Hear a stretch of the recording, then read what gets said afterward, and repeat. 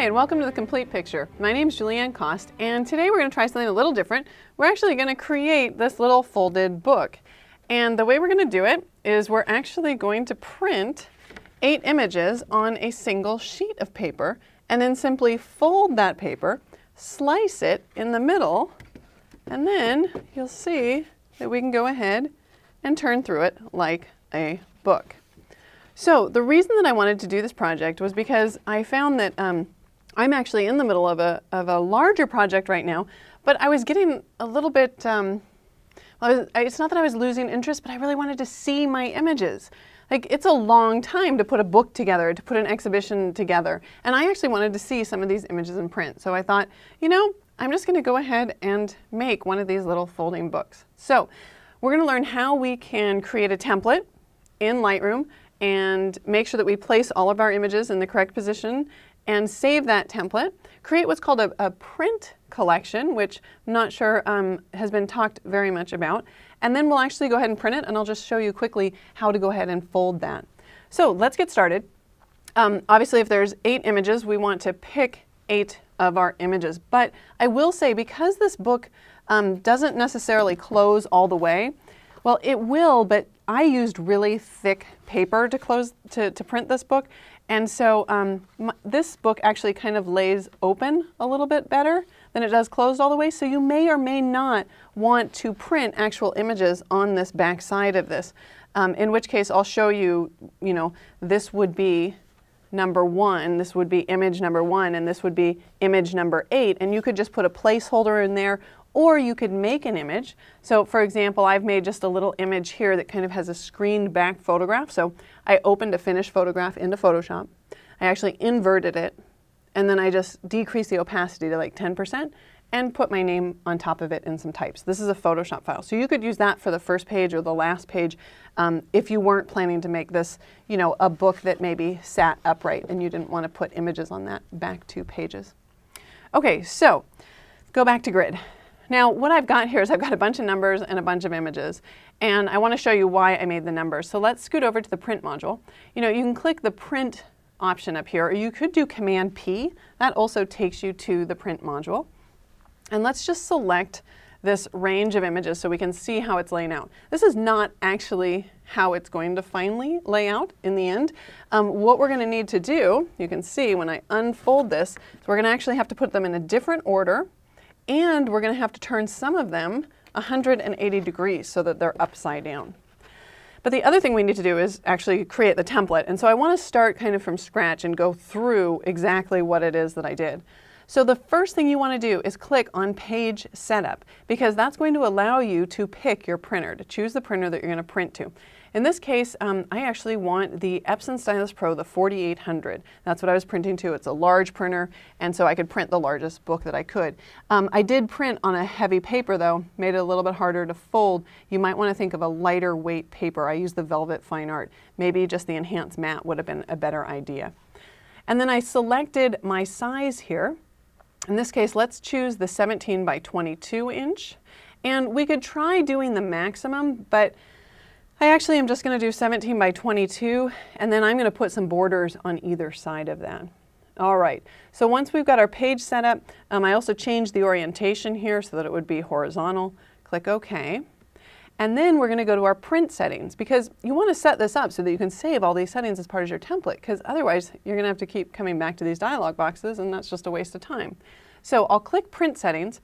Oh, sorry, one thing, if you are on Windows, there's only one button down there. So all the features that I'm going through are going to be accessible through one button instead of 2. And of course, depending on your printer and the printer driver, these might appear differently. So you're going to have to kind of familiarize yourself with your own printer to figure out exactly what you need to set up. For example, when I pick the 4800, right down here under Printer Settings, yours might look different. But in this case, I'm going to make sure that I do a manual feed, and I want to pick a fine art paper. I was using that Velvet Fine Art paper, the thick one. The print mode is color, but I'm going to go ahead and turn color management off in the printer driver, and I'm going to use the color management from Lightroom. All right, and Super Photo, and it's up to you whether or not high speed or not. I usually turn that off. and then click Save. So now my page setup and my print settings are all good to go. Let's take a look at our options on the right-hand side. So for image settings, it's up to you whether or not you want to zoom to fill, rotate to fit, or stroke the border of your images. I'm going to go ahead and turn off rotate to fit, although honestly in this case it doesn't matter because all of my images are square, so they're not going to rotate. And then let's go down to layout, because this is really the important area. Obviously you want 2 rows and 4 columns, so that's easy, but the margins get a little bit tricky because a lot of printers, when you're putting paper through, they have different margins on the left and right side, or if you're printing the other way, the top and bottom. So we can see what those margins are over here, left, right, top, and bottom, and we can see what the defaults are. So I can't really take my right margin lower than 0.56. So what I'm going to do is, instead of fighting it, I'm just going to match that and say, fine, I want my left margin to also be 0.56. So if my left margin and my right margin are 0.56, we're talking right here, these margins, right here at the top and the bottom, or the left and the right, if I hold it this way, if those are 0.56, what I need is I need double that amount in between each one of the photos, right? So I'm going to go ahead and double that, or at least come close to that when I come down to my cell spacing. But first, let's go ahead and change the top and bottom. And I'm going to guess here right now, let's say probably it's going to be more than 1 inch. I'm going to say 2 inches by 2 inches. All right, because remember, if my images are square, which I can click on this little option to keep square, what I've set is the 2 inches here and the 2 inches here. I can always go in and raise this a little bit more, but what I'd want to look at is the distance here. Basically, now I have the distance between 6, 7, 8, 9, 10. So I have 4 inches right here, a little less than 4 inches, because remember we're talking 0.56 here. But if I wanted to make them, you know, up a little bit, like I didn't want the same spacing here and here, then I could go ahead and change my margins at the bottom and the top. So I could go ahead and say, you know what, let's put the top to maybe 2.39, 2.39 for each. So what that does is it just gives me a little bit more area at the bottom of the image than it would at the top, because remember, this is folded in half here, right? Okay, so that's all looking good.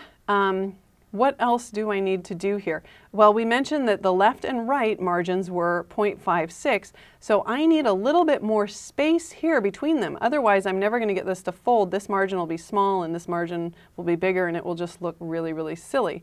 So for my horizontal here, watch what happens as I start moving this over to the right.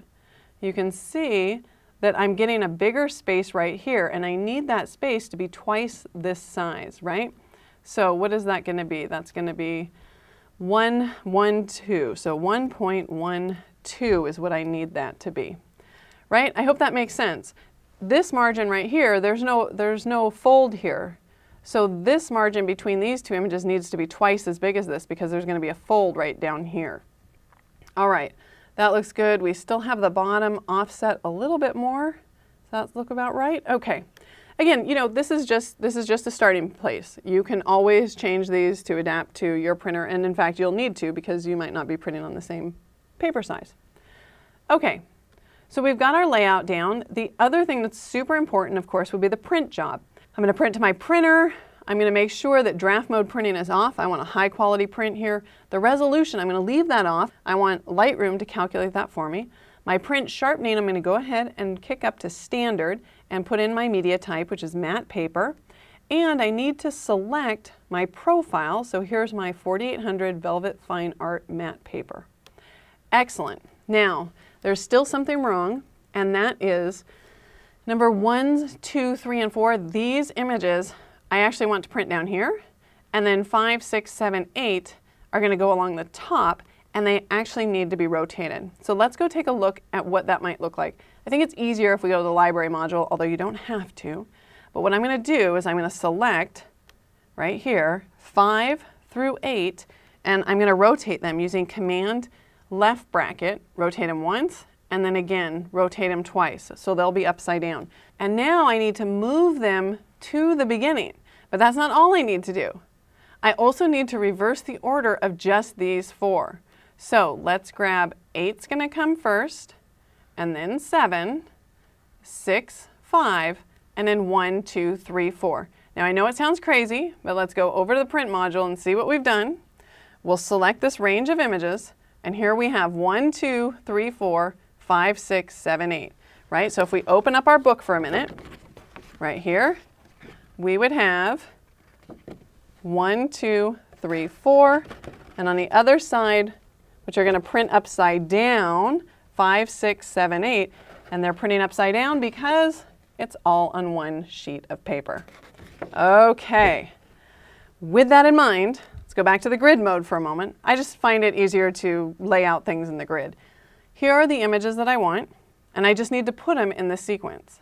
So my first and second image, I'm going to wait to do those. I'm going to do my 7th and 8th first, right? So these are going to be my last 2 images, but they need to be rotated. So we'll rotate them. These 2 images are going to be 5 and 6. So I'll scoot them over, and then I'll rotate them. And then I want these 2 images to be 1, 2, and then 3 and 4. Okay, one other thing I'll just point out.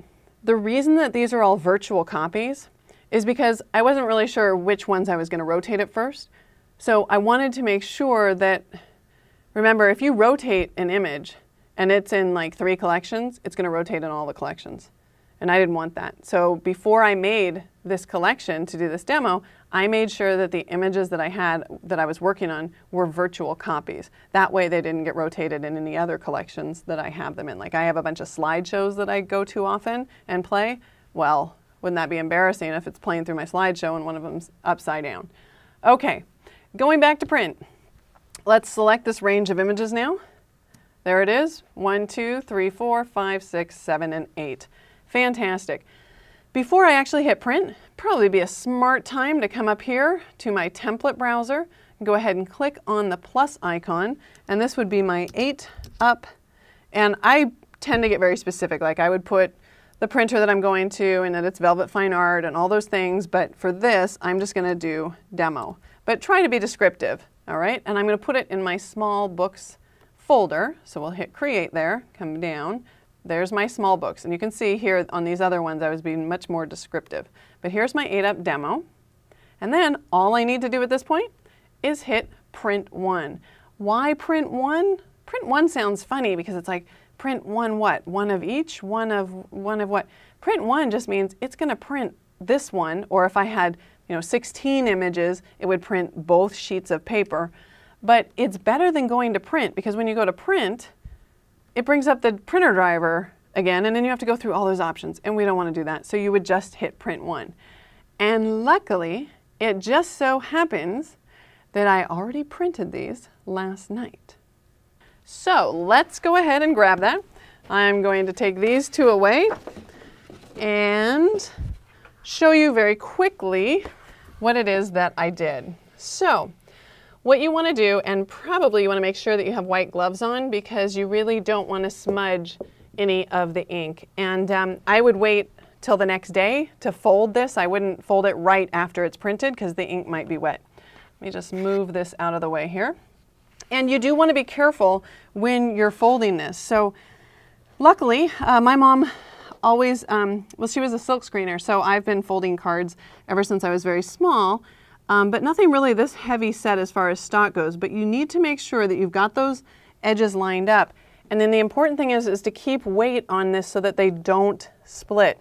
And it's going to be a little bit tough to do because you got to keep the weight pressed down so that the edges don't slip, and they're going to want to slip. In fact, I can feel this one slipping over here. It's going to want to slip. So you want to be as careful as you can, and you can see I'm actually pushing down with the palm of my hands here. And then if you have any paper making tools, like one of those, I forget what they're called, but they're made of bone, and you can just use it to crease those seams, you definitely want to do that. So you'll fold it one way, and then I think it makes it much easier if you just turn it around, and we're going to fold it the other way as well. So again, this would be a good time to have those gloves. You're going to want to be pretty careful here. This is super stiff paper. So, see if we can't just get that to fold. Again, I want my gloves. I know I'm just getting palm prints on my image, especially if you had glossy paper. I can imagine this would be terrible. All right, so you do that. So that's folded both ways. And then you're going to need to fold it the opposite direction. So just fold this over. I'm sure most of you probably already know how to do this because this is one of the most basic templates for creating handmade books. So we'll just make sure we keep that pressure on there while we're folding. I'm going to go kind of quickly now because otherwise it's going to get boring and I might have my hands all over the print, but you guys wouldn't want to do that. All right, again, putting pressure down on there. And then of course, we also need to fold these and crease them as well. All right, and we can do these both at once. Again, you know, take your time when you're doing this because the more accurate you are right now, obviously the better the book is going to fold. And the less accurate you are, the more awkward it's going to be when you try to stand it up and none of the corners match. All right, and one more. Ooh, I think I just put a dimple in it. I was trying to go too fast. All right, there we go, and there we go. Now the last step that we're going to have to do involves a sharp utensil, a little knife. So if you've got an X-Acto knife here, and we definitely need a straight edge. Not sure how sharp this knife is. I'm not sure if I should actually cut on this table either. Wait, I know I have something I can cut on right in here. So we want to make sure that we don't ruin the table underneath. So let's just put a little bit of safety there. Please be careful when you're cutting. I'm not using this to measure at all, right? I just know I need to cut between this and this, right? That's the area that I need to cut, but I need to cut along the center so that those panels will go ahead and open. So let's see how I did there. Now just see how I sliced right down there? What that'll enable this to do is kind of come open. It's a little tough the first time you try to do it. You got to get these guys to fold in the right direction. But there you have it. And then once you've got it folded like that, come on in and just kind of reinforce those. Don't need that anymore, but we can see here's our book.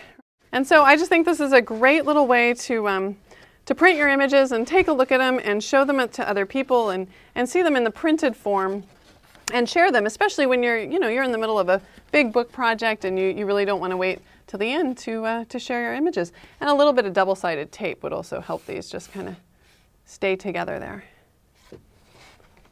Now, there is one thing that I do want to show you on the computer, and that is the ability to save a print collection. Now, what we saved was a template, so I can use this template with different images, which you can obviously tell I did because when I just folded this bunch of images, they're images of China and not the images that we were working with. But regardless, a print collection is a little bit different. If you've spent a lot of time laying out specific images in a specific template, then I would come down here to your collections and look, when you click on the plus icon, it says create print. You can actually create a print collection. So this would be my 8-up, and these would be my digital illustrations. And I'm going to put demo after that just so that I remember. And I'll save it here in this set and click create.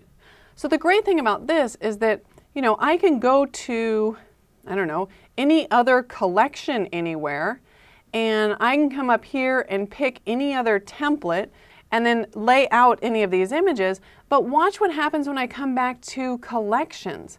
If I click on this 8-up digital illustrations, it returns to that template and it swapped out the images. So I'm working with the right images in the right template. So that's the difference between a print collection versus just saving your template.